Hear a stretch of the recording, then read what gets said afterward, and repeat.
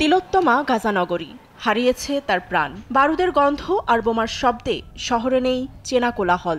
ধ্বংসস্তূপে দাঁড়ানো কিশোরী হায়া আরাফাতের অজান্তেই চলে আসে এক দীর্ঘশ্বাস।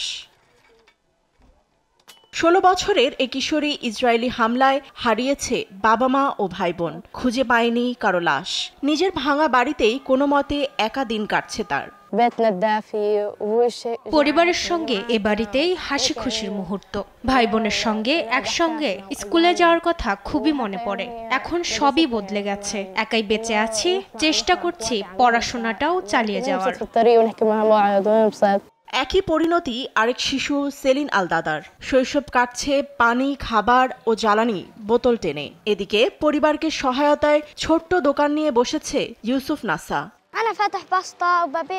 পরিবারকে দৈনন্দিন চাহিদা মেটাতে দোকান নিয়ে পথে বসেছি, কিন্তু আমি আবার স্কুলে ফিরতে চাই।